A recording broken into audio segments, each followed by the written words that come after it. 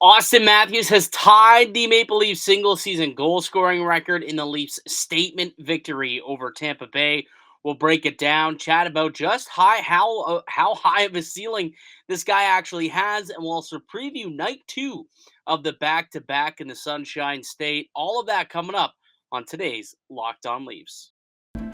You're Locked On Maple Leafs, your daily podcast on the Toronto Maple Leafs. Part of the Locked On Podcast Network, your team every day.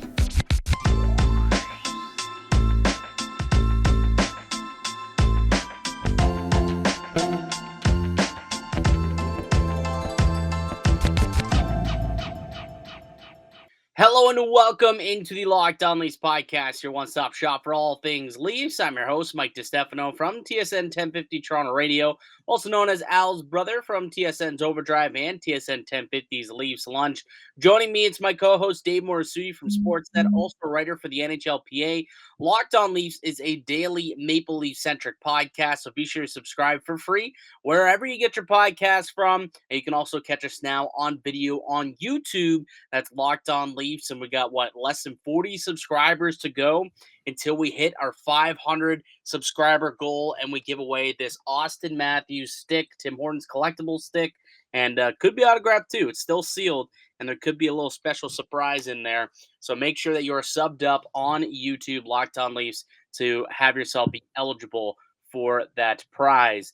And speaking of Auston Matthews stick, I mean, that thing's got to go in a Hall of Fame at some point. How many sticks is this guy going to have in the Hall of Fame when all's said and done? He's just an absolute magician. Matthews tying Rick Vaive's goal-scoring record for the Maple Leafs at 54 in the most Auston Matthews way. Just goes out, quick hat trick, and all right, we're tied. Good stuff. On to the next one. But just a statement win over Tampa Bay. Kind of encompassed in that were a few other different little storylines. Jack Campbell, a vintage performance from Soupy there, looked more like his November self, really, in that game. Just an all-around good game, I thought. But we got to start off with the man, the myth, the legend, Auston Matthews. The legend just keeps on growing, dude, for this guy. And like, not only did he get the hat trick, and everyone was so happy that he tied it, and then he goes and makes that nice little stick lift and gets the assist on Mitch Marner's goal just for a little icing on the cake, just to make my mind blown. Where it's like, how much better can this guy actually get? Like, it's insane what Auston Matthews is doing right now. 47 goals in 47 games. The beacon of consistency. We haven't seen anything like this since Wayne Gretzky, man. Since Wayne freaking Gretzky. It's amazing. Like for John Cooper to say that Auston Matthews is capable of scoring 70 goals, I think he's probably thinking after the game, like, guy, I didn't mean score 70 this season. Like, Dude, right? like chill out a little bit, man. Like, save some for Florida tomorrow. Jeez. Nah, he's all good. He's pumping in on that vitamin D in the Sunshine State. Like, he came ready for some to burn Tampa in multiple ways. Yeah, absolutely. Well, let's get into it, man. Auston Matthews, gets the hat trick. I guess just overall breakdown what you saw from him tonight, the performance, and just like how incredible is it that he was able to do it against Tampa Bay, arguably the best team in the NHL, with definitely the best against the best goaltender in the NHL. Like, I just think that makes it just a little bit extra special that he was able to do it. Dave Andreychuk in the building as well, a former Maple Leaf 50 goal scorer himself. Like, it just really was kind of a perfect way for everything to kind of go down, wasn't it? Yeah, no, I mean, this is what Auston Matthews has been doing ever since he got into the league. Like, he's not out there to pick on the teams that are struggling teams. No, he's out there to prove that he can do it against the best of the best. Like, he was doing it up against guys like, Nikita Kucherov was on the ice for he had like that line had a pretty rough evening. He's not doing it against he expects to get the best every night, and he showed them that he is worthy. Like when people say he is the best, one of the best players in the NHL, it's performances like this that got you know, these are the performances that really make you realize how good and how special of a player he is because he's doing it in moments like this. Yeah, it was just incredible, the night that he was able to have, and then just like I said, the assist on top of it, just a little cherry on top. It was great, and I wouldn't be shocked to see him score tomorrow and break the record. You know, I wonder if I thought I heard Rick Vaive wanted to be in the building when he broke the record. So, just like Frank Mahalovich did with him, gave him a handshake and congratulated him after the game. I wonder if he's going to try and get his way down to Sunrise for the game tonight against the Florida Panthers and try and get it. Hopefully he can get it done here. If not, travel out to Dallas with the team as well. I mean, at this point, I think he's got to travel if he wants to really do that, and it's Auston Matthews. The guy has scored now in 6 straight games. There's a good chance that he does it in Florida in this game. So I hope that Rick Vaive was serious about that and travels down and is in attendance tomorrow because I think that'd be really cool.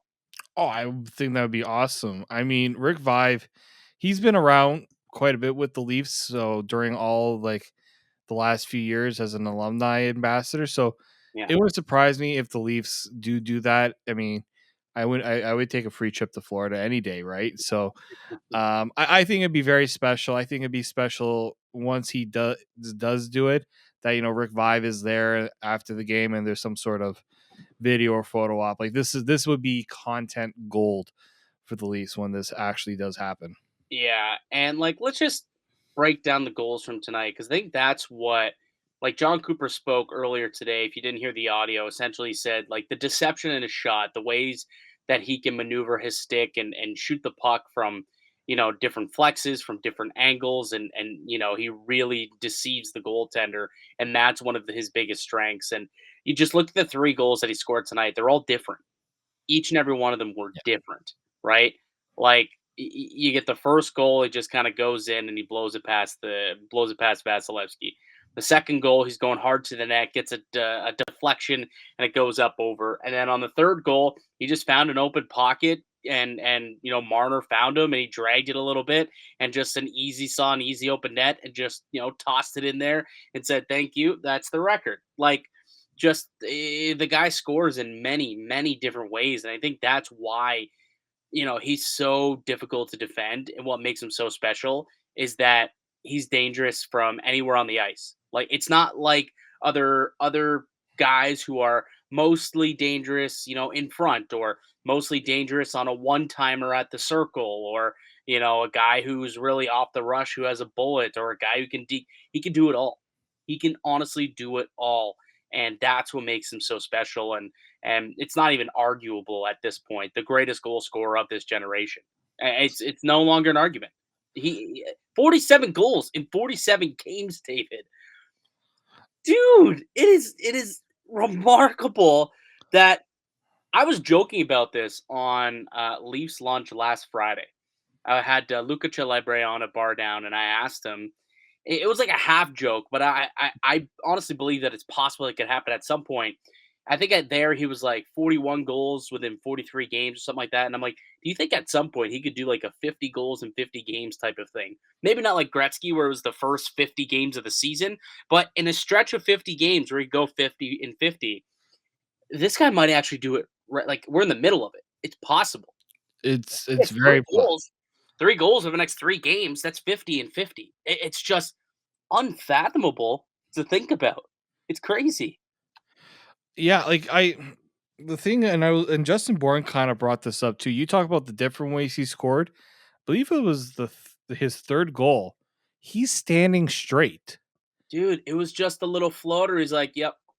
Just like nonchalant, just an easy, yeah, just gonna basically fairy dust this into the back of the net. It's just yawn, I guess I got a score here. I guess right? Like I guess I'll break the record here if you want me to, and people could throw hats, whatever.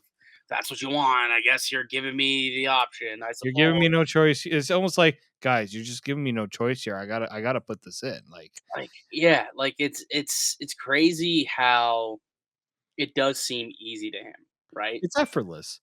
But And it's that's the scariest part, is that it is effortless. Like, imagine when he's on a tear and he, like, just at some point if he could just flip a switch where, like, he's scoring in a tenacious way, how many more goals could he score? I mean, 60 is I think 60 is happening at this point. I do Um, 60's yeah, happening. I think at this point, the question is when? 65 to 70. Yeah, like if the only obstacles that have gone his way have been injuries and suspensions. Just think about that. Like he should have already had a 50 goal season at this point.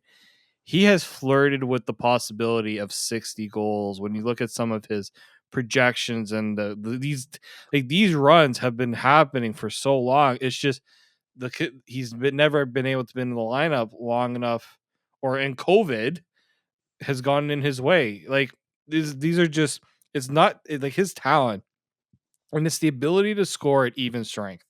That remains to me, I think, the biggest key to his success as a goal scorer is that he's doing it at 5-on-5. He's not relying on the power play. Yeah. You know, there is skill to scoring on the power play. Alex Ovechkin, Leon Draisaitl, the best, Damn. and Stamkos, the best at it. But not being reliant on it, I think, is what separates Auston Matthews from every other goal scorer in the NHL right now. That's why it seems like what he's doing seems like it could be consistent. You know, Yeah, it's like sustainable for it's sure. sustainable. Like it totally could be. All right, let's take a quick break here. And then when we get back, we can keep gloating about Auston Matthews. We'll get into our 3 stars. Shocker, he's going to be the first star tonight, I believe. We'll talk about some of the other great performances, what Jack Campbell was able to do in net tonight, kind of turn back the clock a little bit to earlier in the year. A couple other good, solid performances. But before we do, Dave, why don't you tell the good folks about our friends at Rock Auto? Yeah, I mean, at this point in time where prices are getting out of control for anything that you're looking for, Rock Auto just continues to deliver in ways that you can get your car parts ordered not only in a cheaper manner, but also an efficient and simpler manner. You don't have to go to the auto parts store. You don't have to go to the auto brand itself to get your parts. Just log onto your computer and go to rockauto.com. You can do it from your home. You can do it even in the convenience of your phone. Save time and money when using Rock Auto. Why choose to spend 30%, 50%, even 100% more for the same parts from a chain store or car dealership? Rock Auto is a family business serving do-it-yourselfers for over 20 years. They have everything you can need: brake parts, tail lamps, motor oil, and even a new carpet. You know, spring's come along. May want to get some new stuff for your car. So go explore their easy to use website today to find the solution to your auto parts needs. So make sure you go to rockauto.com. So you got to go there, see all the parts available for your car and truck, right? Locked On in their How Did You Hear About Us section. So make sure they know that Locked On Leafs sent you there. Amazing selection, reliably low prices, all the parts your car will ever need at rockauto.com. And welcome back into the Locked On Leafs podcast. I'm Mike DiStefano, the host of the show.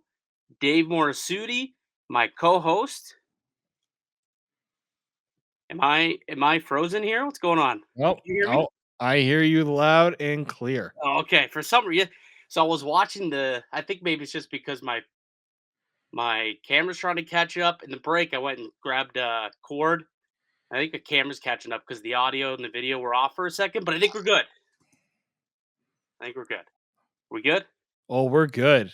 All right, good stuff. We're good like Auston Matthews scoring goals like it's nobody's business. Oh, yes. No one's business. I'm Mike DiStefano. He's Dave Morassutti. We're your hosts here at Locked On Leafs, Maple Leafs, with a massive 6-2 statement victory over the Tampa Bay Lightning. Leafs now on a 5-game winning streak. 4 of the 5 against playoff caliber teams. Solid playoff teams, too.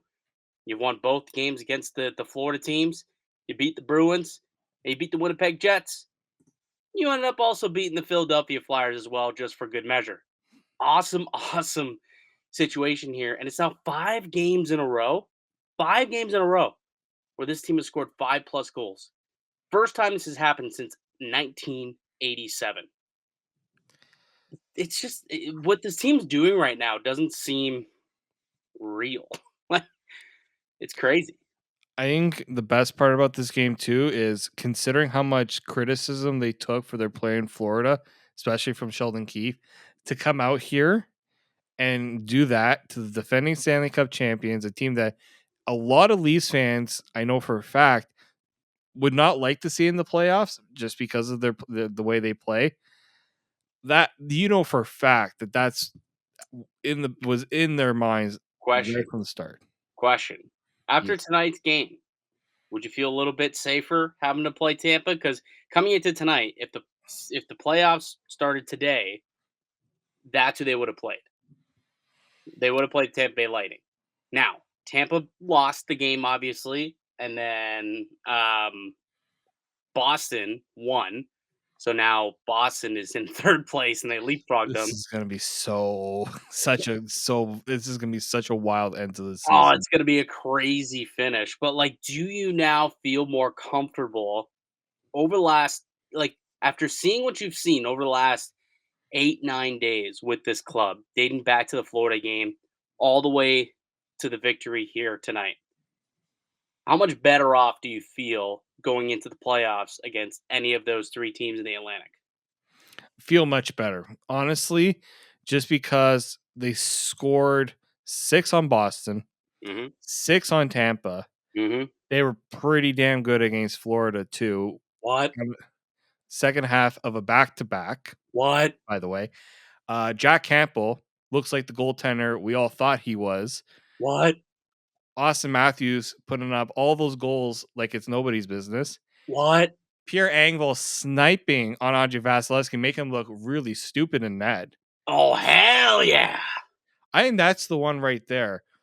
Like, the only thing that I think gives Tampa the edge over the Leafs, and I said this, Andrei Vasilevskiy is the best goaltender in the league. Yeah, yeah, But if yeah. the Leafs can find ways to, find crinks and chinks in that armor, if you're Tampa, you're just like, oh, like, uh-oh. Like, Tampa can score. We know that. But it's Andrei Vasilevskiy that gives them a little extra confidence boost because he's been unreal. He's been the best goaltender in the playoffs the last few years. Like, Oh, not even close. So that's the only reason why I'm worried about Tampa is because of Vasilevskiy. When yeah. it comes to the way these two teams line up, the Leafs are showing that they can match up with Tampa very easily. And we're not even talking about the fact that Jake Muzzin. Imagine if Jake Muzzin comes back and he's looking. Now this is a little bit of a different story than Campbell just because of the injury that Jake Muzzin. Right. If Jake Muzzin looks like half the player. Like, even if he's even just a percentage better than what he was before he got injured, how could you not feel a lot more comfortable with the Leafs? Yeah, we'll get to the deep pairings in a Yeah. minute here when we tee up Florida, because I am curious to see how you feel about because Jake Muzzin is returning in the game tonight against Florida. He'll be back in the lineup, and I'm curious to see what that does to the deep pairings. Yeah. So we'll get to that shortly. But like, I still want to really just sit here and just bask in the presence of the Maple Leafs in this great win over Tampa. And like, there was some solid playoff feels to this game, especially through the first couple of periods. Like, it was tight through the first couple of periods. They were going blow for blow with each other. Both goaltenders making some big stops. Both teams able to get some big opportunities, some big plays. There was, it was rather physical as well. And then in the third period, Toronto just kind of like they did in Philadelphia as well. And then they took over. Then it was the Auston Matthews show, and they ended up taking the 6-2 win over the Lightning. But you mentioned Pierre Engvall, and I want to talk about him for a little bit for a second here before we get to our 3 stars of the game, because he doesn't show up in my 3 stars, but I do want to give him some love.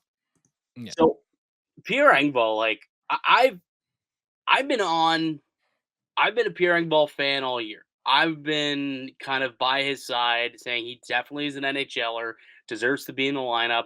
Earlier in the season, it seemed like there was a lot of people that were not Pierre Engvall fans, and they were like, "Why is he in the lineup? Put him in the AHL. Doesn't deserve to be here." The turnaround, and not even a turnaround. He was actually doing this before, but everybody already had a preconceived notion that they hated him. Realistically, he's been doing this for quite some time, but the growth in his game over the last couple of months here has really given this team a new elements, and it's like him and Mikheyev together. Like just the speed that they're giving this team, not only on the PK, what they've been able to do, had another opportunity to score a short-handed goal tonight, but also just like at 5-on-5, like Engvall, another goal tonight within like the first couple minutes, ends up opening up the scoring, and it the Leafs really got them into the game, and just a really well placed shot, but it's his off the puck play that I've really been impressed of late. Like, he's just so long and rangy. He's got a really good stick. He seems to always have it in a good position, and he suffocates you, and he forces you to make mistakes and turn the puck over, whether it's in the offensive end or it's in the neutral zone. Like, he's a tremendous forechecker, and I hear a lot. Like I tweeted this out here. I'll tell you exactly what I tweeted out. Darya, you probably could also pull it up for the I'll people pull on it up while Twitter. you're talking about it. Yeah, so you can pull it up for the people on Twitter or for the people on YouTube here. And this is the beauty of being on YouTube. We can pull up and show things like that. But I tweeted this out about Pierre Engvall earlier today.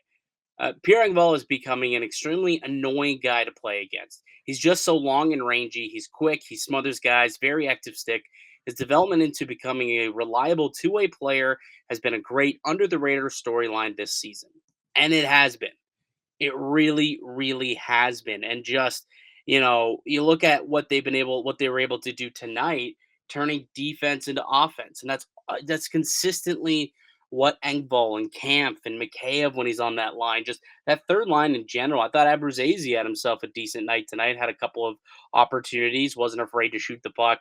So I did want to give a special shout out to the third line, but like Pierre Engvall specifically, just it just suffocates you, pressures the puck carriers, and forces them to turn the puck over. And it's that, and it ends up leading to good opportunities for the Maple Leafs. It really does.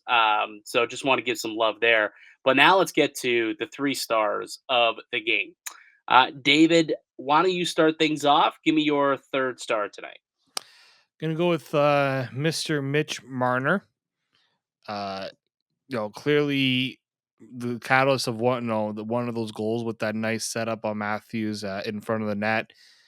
He picks up a goal himself on a nice play from Auston Matthews, who shows that he can share the puck once in a while. Yeah. He doesn't mind giving Mitchie his time, but another thing too with Mitch Marner, I'm pretty sure he's in the like 8th in the NHL scoring now, if I'm not mistaken. After this performance tonight, like we were all Top 5. concerned. Yeah, we were all concerned. Yeah, because Auston Matthews has 92 points now. Yeah, because they did update it. So he's at 92 points. Mitch Marner has 84, which you think, Mitch Marner has been on an incredible rate of, scoring.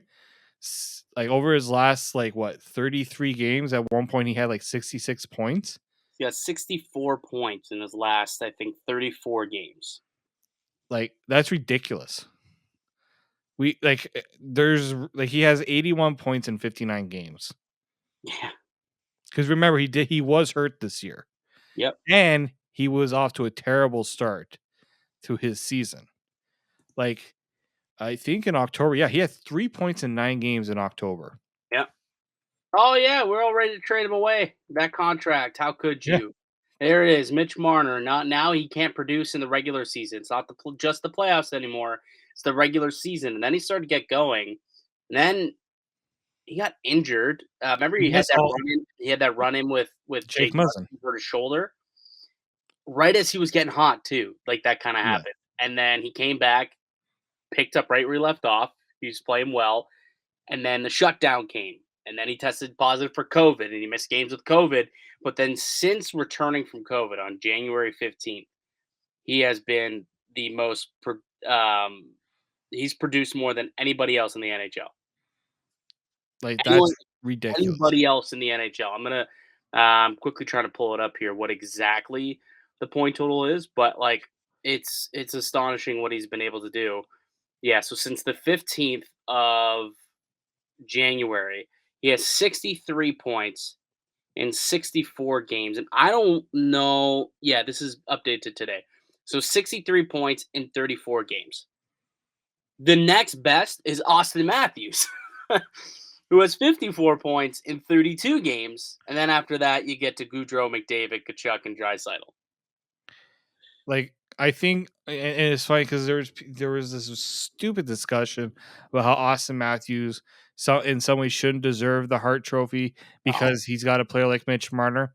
They make each other better. That's kind of the whole point yeah. of having two really good players playing together. Like, and you know what's a good thing? You take Mitch Marner away from Auston Matthews, I guarantee he's still performing well, considering when you had him with John Tavares. John Tavares had his best season of his career, goal scoring wise. Yeah. So I think we need to end that talk as well. Like, they're both doing well because they're both really good players, and not many other teams can play on that level. So I think Mitch Marner deserves the respect he's getting right now because he is, like, his play this season shows that he really took that loss last season to heart, and no, I don't think, like, this is the player the Leafs were expecting when they signed into that deal. Yep. Absolutely. Absolutely. This is the $11 million man who they thought that they were going to get eventually. Now that's the thing with these deals too. When you sign someone at 21 years old, you're not signing them thinking that they'll be worth 21 million or they'll be worth 11 million at age 21, 22. But eventually they'll work their way into that and surpass that, and then that'll be considered a deal. I don't know if he'll ever be considered a deal, but I mean, this is the same way that people looked at Nylander's contract earlier this year, where there was so much flack about it. But then when he was producing, it's like, okay, now he's over producing his contract. He's out producing his contract. 11 million is a little bit harder to outproduce, but I would argue what he's been able to do since January 15th has been worth every penny, maybe even a little bit more than the $11 million. Like, there's nobody in the NHL. He literally has 10 more points. Someone not named Auston Matthews, he's got 10 more points than that next best person in the NHL since that date. It's insane. It's absolutely insane. So he was also my third star tonight, by the way. But yeah, 4-point night for the kid. He's just absolutely just outstanding what he's been able to do this year. My second star of the night, giving it to old Jack Campbell.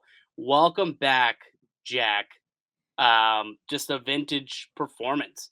He had some big time stops. The first period, he had that one save on Corey Perry where he just kind of dove to his right and kicked his leg out. Got a beautiful pad save on a 2-on-1. Kucherov set up Perry perfectly, and that was the type of stop that he was making early in the season. That was like changing games, keeping them in games long enough for the offense to take over. And you saw it happen time and time again tonight. This was a vintage Jack performance. This is the type of performance that instills confidence. Like, is he back? Like, is he back to being the Jack that we know? Again, he doesn't have to be that good every night. He doesn't have to be. But if he can be, this is a completely different story with this team. Like, if he plays like that, the way he did tonight, every single night, this is a totally different story with this team. Like, Yeah, it changes the complexion of this team drastically because a lot of people earlier in the season, when they were giving the Leafs like their due and say, you know what, this might actually be the right combination of offense. Their defense was playing pretty well, and their goaltending was like lights out. We were not worried about the goaltending for a reason, right? Like, it was unbelievable what Jack Campbell was doing. And in the two games, sure, he didn't have a perfect night in Philadelphia, but he turns around and he puts up arguably, I haven't seen him play this well in a really, really long time. And like, against Tampa, and Tampa had their chances, as you said. Like, was not, the Leafs were pristine in front of the net, and he didn't have much to yeah, worry about. I think there was like 12 or 14 high danger chances at 5-on-5, and that's why I'm just looking up now. The difference between Jack Campbell early in the year and Jack Campbell now was that Early in the season, he was making those high danger stops. And then as the season prolonged, he wasn't making them. And him and Peter Mrazek were like legitimately last and second last when it came to high danger save percentage.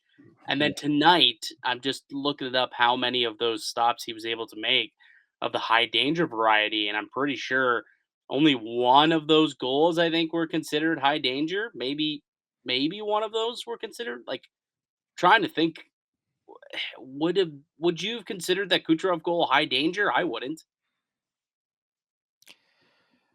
Um, no, well, maybe just because of where it was close to the net, but I wouldn't say there were like there were tougher ones that he did go up against.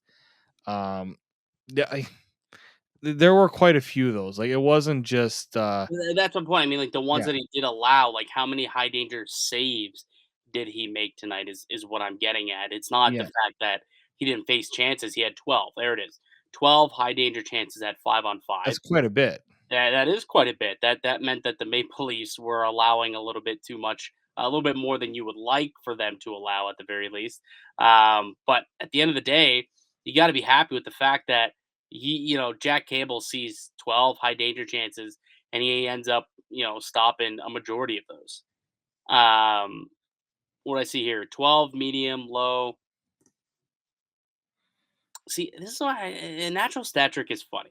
It tells me that there was 12 high danger chances against. Oh, because that's saves. Okay. So high danger shots. So he faced 8 high danger shots and he stopped 6 of them. So 2 of them ended up going into the back of Yeah, the net, which is fine because earlier in the season it was like half of those shots going into the back of the net. And he had an expected goals against of 246, so ended up having a plus rating in expected numbers, which is something he has not had in a very very long time. I thought he was tracking the puck really really well tonight. Like I said, vintage, very indicative of what he was doing earlier in the season when this team went on that massive run in November. So extremely encouraging performance tonight out of Jack Campbell. I think the total was 32 of 34 stops he was able to make tonight. So kudos to Mr. Jack Campbell. 100%. Um, who's your second star? Jack Campbell as well. Right, makes sense. Which means number one star of the night, Mr. Auston Matthews. Like there's no doubt. Like it's just one of those things where like he was the best player. Nobody will disagree with that. And if anybody were to say otherwise, you're just being a troll. Yeah, Simple as that. yeah, We ain't trolls on this podcast. yeah. We're It here for is. It's basically as simple as that. Like, dude, Auston Matthews is the best player on the planet. I'm sorry. Like, he is. I can't disagree with that because he's doing this on a consistent basis. And like it's also just the ways he does it on the other end.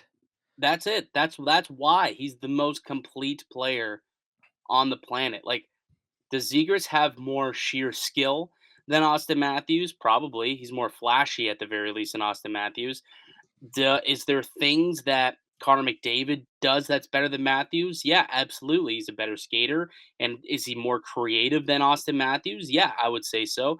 Is he more skilled than Auston Matthews? Probably. When you put the whole package together, I don't think they come any better than Big Tone here in Toronto. I don't think they do. So somebody is, a buddy of mine was just saying like so actually I got a story here. I'll do this one. 2016, right? We went through that miserable season. Hmm. It was the night of my cousin's wedding that the draft lottery was happening. Mm. You think we're caring about what's going on with the wedding at that time? No. My cousin pulls out his phone, puts on the Sportsnet stream so we can watch the draft lottery. There's about, I think, 10 of us huddled around a phone watching this thing. Welcome to 2016, everybody, at Yeah. that point. And when the Leafs won that draft lottery, we all cheer. We were all going nuts. Was it like Steve Dangle, Brian Hayes-esque? We did it, Naylor? It was like a bunch of us went outside because we just didn't want to be like we didn't want to overtake the theme of the wedding because a bunch of us just went outside just to kind of like Y okay, you know like what what's even crazier about that, though, is I don't think any of us expected him to be this good. Like, we were that excited about Auston Matthews, yet we didn't know he was gonna even be no, this good. He has exceeded all expectations which is ridiculous for a first overall pick by the Toronto Maple Leafs. in Toronto. Yeah. Like, it's just Now, and he started night 1, man. Night 1. yeah, 4 I'll goal say performance. the cherry on top of the story is then we then told my cousin's husband what happened, and he goes up to do his wedding speech. He makes a little change and says, "This is the best day of my life." The Toronto Maple Leafs won the first overall pick and are going to draft Auston Matthews. I have to find that video somewhere because it just told him it was such a franchise changing moment, Yeah. right? And look, the trolls on the comments on YouTube, we need our good faithful fans to kind of clap back at some of these people. They're gonna say, "Oh, we haven't had any playoff success." Just you wait, because once they start having that playoff success, you're gonna lose out on the biggest, black talk about the Leafs because it's going to happen. It's I'm gonna of the I have that it's belief. gonna happen this year, man. Like, this year's different. This year is 100% different. Like, I've been covering this team for this podcast for 3 years now. And I've been following this team, obviously, way longer than that. Yeah, You've been following this team your whole life as well. This year is different. It not only feels different, it looks different. Everything seems like this team has actually, like, gone to that next level just based on how they're playing and how much they're buying into the system, and that system, I believe, could work. And I really do believe they've got the depth everywhere, not just up front, but they got the depth on the blue line now with the additions of Lyubushkin and Giordano. You've got Liljegren turning into a solid NHL player. Sandin is still around, right? Jake Muzzin's going to return in Florida, and there's still some reinforcements to come. Andre Kasha, hopefully he can get back into the mix here because he was an outstanding depth player who could score every now and then, but also was yeah, tenacious on the PK and forechecked really hard, and he was just a balls to the wall type player. It's just like this team, there's a lot to it. There's a lot of really good parts to it, and there's good vibes around it. And it seems like they're all business. Like, yeah. they really, really do. I mean, Matthews scored 50 and he didn't celebrate all that much. Maybe it was just because, it was an empty netter and it wasn't that big. But even when he beat Rick Vaive's record today, it wasn't that much of a celebration. It was like a bit of a smile and like, yeah, He's being very humble. he's being extremely humble, and I think because he knows that he can look at these records when he's done. He can look at the records at the end of the season, but he could end up with the Rocket. He could end up with a Hart. He could end up with the goal scoring record, and none of that will matter to him if they don't have playoff success. And Exactly. that's how I feel. And there's a maturity that these kids have had from last year to this year. I'm Ovechkin or Bruce Boudreau, we had him on Leafs Lunch earlier in the year, and he said you have to learn to hate losing. And I think after the loss to Montreal, you saw in the All or Nothing doc, Marner and Matthews stayed behind in the locker room long after everyone else was gone. Their equipment was on, and they were just sitting there stewing, and they were just so pissed and upset with themselves because they didn't perform. They let the team down. They let the city down, and they did absolutely. But I feel like they hated that so much that this year is all about never feeling that way again and not feeling that way and figuring out how can we better us, our teammates, the organization, so that we don't ever feel that way again. And I honestly feel like they are figuring that out right now as they go throughout this season. They're scoring in different ways. They're forechecking harder than they've ever forechecked before. They have an element of speed with some of these other depth guys that they just haven't had. They've got a good mix of youth. They got a good mix of vets. It really seems like everything's kind of coming together, and they could do something special this year. And especially, and most importantly, realistically, if Jack Campbell is back. Like, the way he played tonight gives me so much more hope than it ever did. Yeah, no, I'm totally of that opinion too. Like, if my only concern the last few weeks or the last few months have been goaltending. Mhm. That's it. Yeah. Because everything else, they improved the blue line. They made the 2 additions on the blue line. They got pretty much a new pairing when you really think about when they got Giordano and Labushkin. They they're gonna, they brought in Nick Abruzese, and we'll see how that all pans out. He looked a little better tonight. You start to see him a little Yeah. bit more. Yeah. Blackwell. Um, I'm not counting on him to be a major contributor, but the depth is there. That's the key part, I think. Once you start getting these guys healthy, they're gonna have that depth that you can plug and play guys into the lineup in ways that you couldn't do it before. Mhm. And that's what makes this different for me. Yeah. Absolutely. Colin Blackwell, another guy who you can plug in anywhere on that fourth line. Edward Zaze is a guy who can play on the wing. He can play down the middle.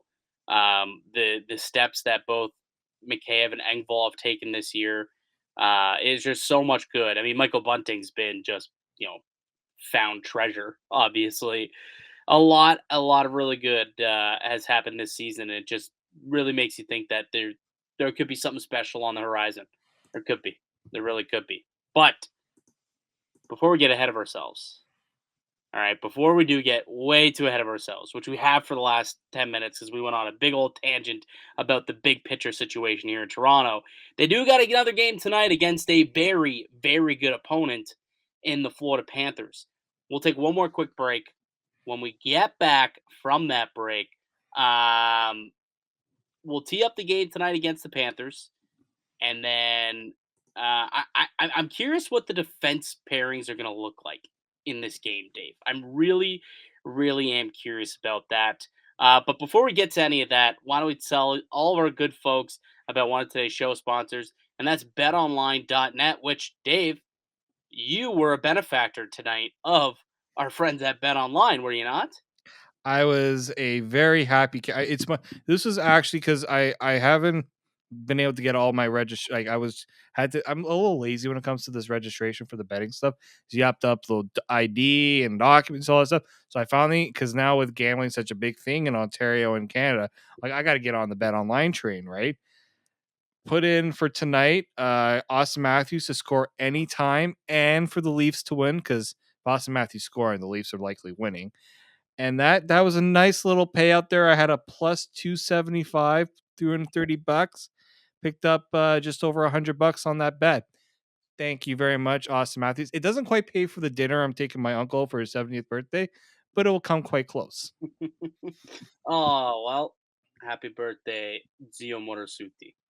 Um, Speaking of BetOnline, betonline.net is your number one source for all your betting needs and sports info. Find all the latest sports developments, including this week's Masters Championship odds, podcasts, and reviews for all the different leagues this season. BetOnline is your continued source for all your sport wagering information, including live betting, esports, and scores. Head to the website today or use your mobile device to learn more about the trends in action. BetOnline, it's where the game starts. And welcome back into the Locked On Leafs podcast. I'm Mike DiStefano. Alongside me, I've got Dave Morassutti. We're your hosts here at Locked On Leafs. You can find us wherever you find podcasts. You can also find us on YouTube. And if you are a podcast listener and you have not subscribed to us on YouTube, you might want to do that because we can win yourself one of these Auston Matthews, Tim Hortons collectible sticks. It has not been opened, so there could be something in there, a golden superstar stick could be inside here of Mr. Auston Matthews, the guy who's just on an absolute tear right now. We're almost at our 500 subscriber goal. So once we get there, we'll figure out a way to have some sort of competition or some sort of giveaway, where we'll have a fun way of doing it. But if you are a listener, at least go and subscribe. You can keep listening via podcast, but go and subscribe to YouTube to make sure to get yourself eligible for that prize. All right. Um, as fun as the game against the Tampa Bay Lightning was, and as great as it made us feel, the dopamine that I had coming off of that game, we're gonna put it to the side. We're gonna tie a little bow on it. It's done. Now we gotta go. What's that? Is Sunrise northern or south of Tampa? Oh man, you're asking me for Florida geography right Yeah, now? I have no idea. Anyways, traveling from Tampa to Sunrise, Florida for a date with the Florida Panthers tonight. Again, this is going to be another big game. It's night two of back to back, which means you could have some tired legs. Although, I will say this, if you look at the way the ice time was split tonight, it was all very even. And I think this was done purposely. And they were allowed to do this because they were winning and because you had the fourth line and the third line play so well that basically all the forwards were all under 18 minutes tonight. You had guys like Engvall playing up 15, 16 minutes. Tavares, I think, only had like 14, 10. I want to say 14, 12. He 14, didn't, 12. You were right on that. yeah, like he didn't play barely any time. Like I think who looks like Auston Matthews may have led all forwards with 17:46. It looks like. So that's really good considering you're going into a second night. You're not going to have insanely tired legs, which is exactly what you want going up against the Florida Panthers team. And last time you played them, that was like Florida was in that situation. Florida was on night two back to back, so they're going to want to exact their revenge, and they're going to want to most likely a win tonight against the Leafs probably solidifies the division for them. I would think so. I mean, it's not going to mathematically solidify it, but pretty well. You get that victory tonight if you're Florida, and then you're 7 points up on Toronto with 12 games to go. It just becomes really difficult for Toronto or anybody else for that matter to surpass the Panthers unless they absolutely tank down the end than the final stretch. So this is key. If the Maple Leafs truly want to try and still win this division, which is technically in reach as of now. It's only 7 point difference right now between the Leafs and the Panthers. You get that victory against the Panthers, it's now a 5 point difference. They play each other one more time later in the year, and that ends up becoming now you're looking at it, and it's a 3 point difference in the remaining 11 games. Can you win two more games in Florida and end up winning this division? It's entirely possible, but it's only possible, in my opinion, if they get the win tonight. No, yeah, I think like it's like any sort of like playoff race or anything like division race. You always have to find a way to beat the teams that are ahead of you to give yourself a chance, right? These are the opportunities that don't come around too often, right? The Leafs have Florida for another time, and they have them one more game this month. So like these are huge games to really, if you want any chance to make a run for the division, you have to do it now, right? You can't. They missed their opportunity when they had those games against the easier competition. So guess what? You're gonna have to beat the better competition. Yep. Funny enough, the Leafs are doing that.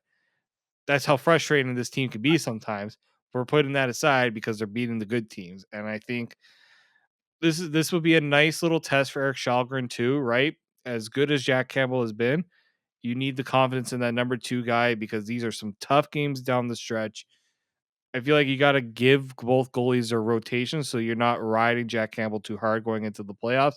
Make sure he's getting enough rest with the coming off the rib injuries. So yeah, that's I think the player I'm looking forward to the most is I want to see how Shalgren plays against a really good team in Florida.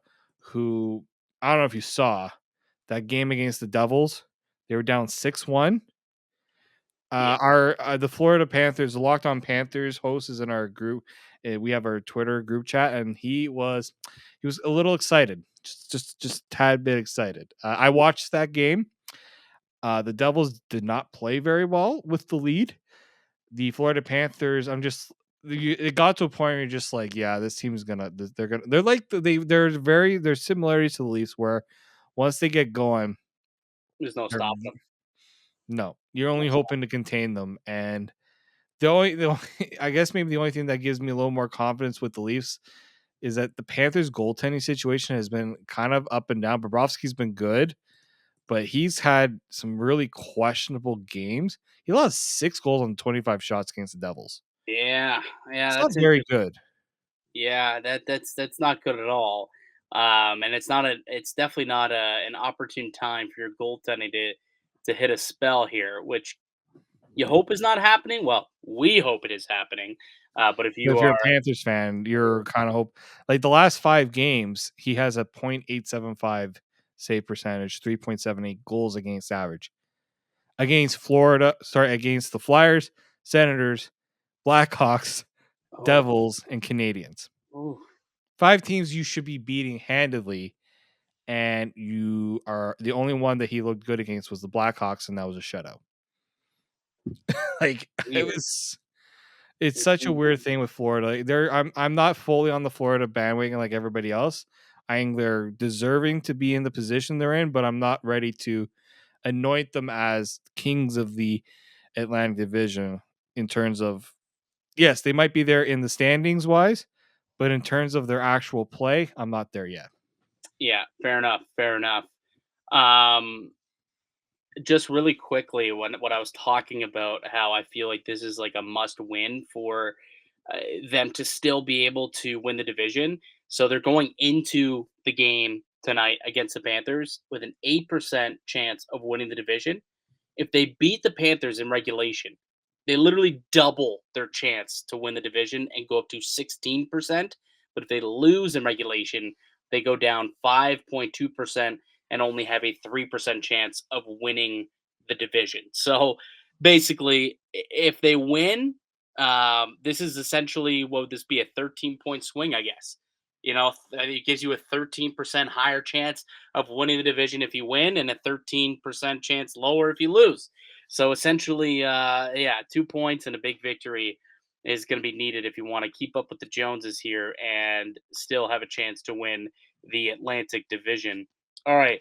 Well, since we already chatted Shalgren, let's get to the other big question that everybody's going to have tonight, and that's, what the hell are the deep pairings going to look like, Dave? Jake Muzzin makes his long-awaited return. He's been practicing for the last little bit in a non-contact. In the last couple of games, he's been in a contact jersey, and then practiced in full yesterday, today, and didn't play in the game against Tampa, obviously, but will play tonight against Florida, which means someone's got to come out. And these deep pairings could be completely jumbled up. What if you are Shelton Keefe, Dave? What's your back end looking like heading into the game tonight? It's either one or two. There's one or two ways you can do this. I personally don't think Timothy Liljegren should come out of the lineup. I've liked his game too much. It could be a situation where they give the younger player the rest just because they're still trying to get him acclimated to playing a full NHL season. I think that would be a mistake. My ideal thing was you keep the Riley Lyubushkin pairing the same. You put Giordano back with Liljegren because that works. I think Liljegren actually works better with Giordano. I think they kind of feed off each other quite well. Then you do a Muzzin Brody pairing. I think that if you look at that, that's a solid defense, especially against Florida. You're gonna want to have TJ Brody in a good spot, and I think Giordano Liljegren would be. I think because they've already played together, that means Justin Hall's coming out. That's Yeah, just why I think that makes the most sense. Um, Again, they could just keep Justin Hall in, and then and also think of the balance too, right? You also have to figure out the balance of the lines too. Like, where does if you're dead set on Muzzin playing, I don't think you're taking Giordano out. You're definitely yeah, not taking Morgan Riley out. no, no, God, no, jeez, You're not taking TJ no. Brody out either. So it's either Justin Hall or Timothy Liljegren, and out of the two, I'm more inclined to take out Justin Hall. I'm in 100% agreement with you because that's the exact same lineup that I actually put together myself as well. Like it's what I thought might end up being the best case scenario for them. The only other change is like if you don't want to take Hall out of the lineup just because he's a veteran and you want to reward him, like maybe does Labushkin come out of the lineup? I don't. I can't see that happening. Especially not after the game he had in Tampa. I thought they did a great game in Tampa, specifically actually in front of the net. I thought he did a really good job of tying up sticks and not allowing those second and third chance opportunities. So and you're going to need to do that against the Florida Panthers, I believe. So I probably wouldn't allow the. You're right. Yeah, I mean, like I agree with you. I was trying to play devil's advocate and think of maybe a different way to do it, but the only options is Liljegren and Hall, and if you want to keep Lily and Geo together, then Hall's the guy who comes out, and then you just slide Brody back over to the right side where he is comfortable. You know, we know that he's comfortable playing that way, so it's not like it's going to be terrible, I guess, right? Mhm. I think that's probably the way that it's going to go. Really quickly though, like I do want to look at how well Liljegren and just like to show you guys how He's well Liljegren and Giordano have been playing together. Um, so where is this here? I think is it the expected goals that is like yeah. So you look at like the high danger chance differential, 79% high danger chance differential, and we look at the expected numbers. Where are they? Yeah, 69% expected goal for percentage when Liljegren and Giordano are out there together, which I believe is the best of all the defensive pairings who've had a decent run, I guess, together. So, like, yeah, they played really, really well together. Why would you take them away from each other? No, Like, it doesn't make any sense. I'm even looking at natural stat trick here. At 5-on-5, they have 19 high danger chances yeah, for, okay. 5 against. Yeah, 79%. Yeah, That's ridiculous. yeah, Like they're like you brought in Mark Giordano for that reason, I think, to be that steady veteran. Timothy Liljegren offers more upside than Justin Hall, in my opinion. I think, yeah, did he have his struggles during the season? Of course. But he's also, I think, elevated his game in so many ways that at one point he was paired with Carl Dahlstrom and it didn't matter. Like we weren't concerned about that pairing. Because Timothy Liljegren and he's pitching in offensively too. now He's the only other like Riley Hall has worked as well. You could have Riley and Hall together, and then you could sit out Labushkin. Like that's the only other thing that I think might be able to work. Like in the few games that they played together, Riley and Hall, they have what only 39 minutes at 5-on-5 time together. I think they only played like a game together, maybe two, and then just shifts here and there. But, 7 goals scored while on the ice, just 2 against. Mhm. Expected numbers of 69% goals expected for in their percentage, and then 39 scoring chances, 4 when on the ice, only 15 against, and high danger, just 1 high danger goal against as well. So that could work. That could potentially work. I don't know. And we're getting very technical here when we're Yeah, we are, but all this. we're trying to find the most ideal lineup, right? And Yeah, this is the good thing about having depth is all right, like we're not worried about dang, they have to play this guy. Like, no, they can actually have a right. choice. Right, like, it's not we're not sitting here and it's like, "Oh, no, Alex Biega has to play," right? Or even better, "Oh, no, Marty Marincin has to play." Like, No, we're not in that situation anymore, I and do that not want to have to find a therapist. I don't. I've been able to self medicate myself through the Martin Merchant years. well, Dave, like, people say, "Well, why do you think this year's different?" It's different because if this team has a couple injuries, it's not Marty Marincin who has to go into the lineup. That's why. Now instead, if you get 2 injuries, The next man up is Hall or Liljegren, and then the guy after that, if once everyone's healthy, Rasmus Sandin. Like it's a much deeper group. Depth is so important when it comes to the blue line, especially in the playoffs. And they've got that this year, which is something they have not had in previous seasons, which is really, really good. So as for tonight, though, I guess we'll find out in practice later today at morning skate exactly what those lines will look like, I suppose, or maybe not because it's back to back. I don't know if they're even gonna do a morning skate. Now I think about it, but I don't know. We'll see. We'll see what happens there. Either way, it's going to be a good game, and hopefully, they can churn out another solid performance. The other thing I wonder is does Willie draw back in? He missed the game against Tampa with a non-COVID illness. The team played pretty good without him. I'm just saying they played pretty darn good without Willie Nylander tonight. Not to say that he is not needed on this squad, but if he's not feeling 100%, maybe you do just give him one more night off and then welcome him back with open arms Thursday against Dallas. Yeah, don't be in a rush if he's still not 100%. Don't put him back in.